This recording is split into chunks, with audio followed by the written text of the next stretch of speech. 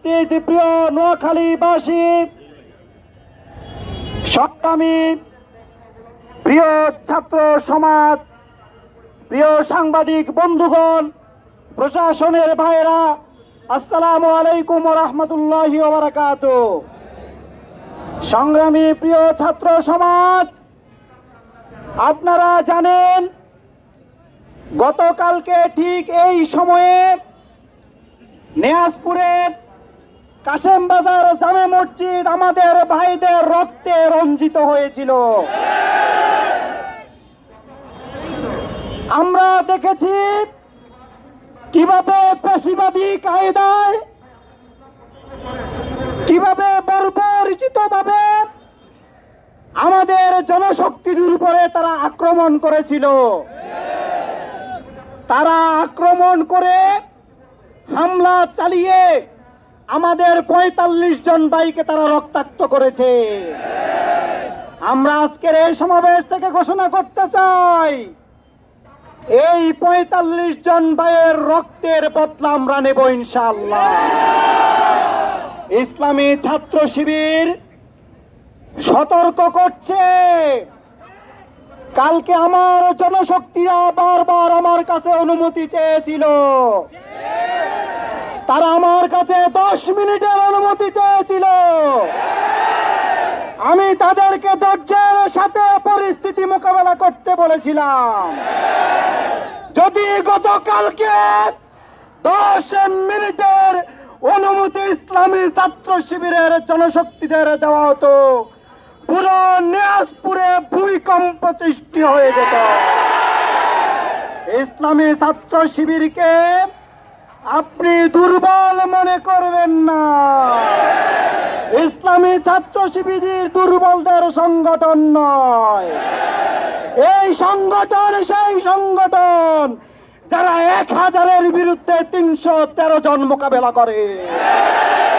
এই সংগঠন সেই সংগঠন যেই সংগঠন 3000-এর বিরুদ্ধে 700 মোকাবেলা করে। সুতরাং ইসলামী ছাত্র শিবিরকে সশস্ত্র হামলা করে প্রতিহত করবেন, সেই দুঃস্বপ্ন আপনারা দেখবেন না। সংগ্রামী প্রিয় উপস্থিতি, আমরা দেখেছি গতকালকে কিভাবে মসজিদের চারদিক থেকে ঘেরাও করে ইসলামী ছাত্র শিবিরের জনশক্তিদের উপরে হামলা করা হয়েছে। দেশীয় অস্ত্র, কিরিচ, হকি স্টিক, বাঁশকে পেটে 2 ভাগ করে নিয়ে এসে আমাদের জনশক্তিদের উপরে হামলা করা হয়েছে। আমরা দেখেছি আমাদের ভাইদের রক্ত পুরো মসজিদ রঞ্জিত হয়েছে। সারা বাংলাদেশের মানুষ তোমাদের এই নেককারজনক হামলাকে ঘৃণা ভরে প্রত্যাখ্যান করেছে। সংগ্রামী প্রিয় ছাত্র সমাজ, আমরা দেখেছি বাংলাদেশে যখন পপুলার 4টি বিশ্ববিদ্যালয়ে শিক্ষার্থীরা তাদেরকে কিক মেরে বঙ্গোপসাগরে ফেলেছে, তখন ইসলামী ছাত্র শিবিরের জনপ্রিয়তা ঈর্ষান্বিত হয়ে তারা ইসলামী ছাত্র শিবিরের উপরে সন্ত্রাসী হামলা চালানোর পরিকল্পনা করেছে। কিন্তু আমরা দ্বিধাহীন কণ্ঠে বলে দিতে চাই, ইসলামী ছাত্র শিবিরের উপরে হামলা চালিয়ে ইসলামী ছাত্র শিবিরকে স্তব্ধ করা যাবে না। এই জুলাই আন্দোলনে শেখ হাসিনা বুঝেছিল তার পথের কাটা ইসলামী ছাত্র শিবির। এই জন্য আগস্টের 1 তারিখে সে ইসলামী ছাত্র শিবিরকে নিষিদ্ধ করেছিল। ইসলামী ছাত্র শিবিরকে নিষিদ্ধ করার পরে ইসলামী ছাত্র শিবির সিদ্ধান্ত নিয়েছে, হাসিনার সম্ভবত বিদায় ঘন্টা বেজে গেছে। ছাত্র শিবির সিদ্ধান্ত নিয়েছিল হাসিনাকে বাংলাদেশ ছাড়া করবে। ছাত্র শিবির কার্যক্রমে মেধা দিয়ে, বুদ্ধি দিয়ে সেটা করিয়ে বাংলাদেশের 18 কোটি মানুষকে প্রমাণ দেখিয়েছে। সুতরাং তোমরা এখনো ক্ষমতায় আসনি, তোমরা যে কার্যক্রম শুরু করেছ, ইসলামী ছাত্র শিবির সিদ্ধান্ত নিলে বাংলাদেশে তোমাদের থাকা কঠিন হয়ে যাবে। এই জন্য আমি বলতে চাই, খবরদার, সাবধান হয়ে যান। গতকালকে রাত্রিবেলা আমরা খবর পেয়েছি তোমরা বাড়িতে বাড়িতে গিয়ে তোমরা হুমকি দিচ্ছ। আজকে সারাদিন তোমরা বাজারের উপরে অবস্থান করছ, বিভিন্ন মহিলাদেরকে হুমকি দিচ্ছ, বাড়িতে বাড়িতে গিয়ে হুমকি দিচ্ছ। যদি এগুলো চলতে থাকে, পুরো নোয়াখালীর ছাত্র জনতাকে সাথে নিয়ে, আপামর তৌহিদি জনতাকে সাথে নিয়ে তোমাদের বিস্তা উপড়ে ফেলা হবে। সুতরাং সাবধান হয়ে যাও। প্রশাসনের প্রতি দৃষ্টি আকর্ষণ করছি।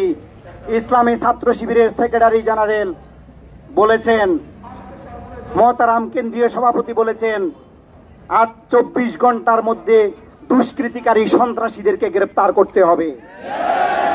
যদি এই কথার ব্যত্যয় ঘটে, দুর্বার গণ আন্দোলন তৈরি করা হবে।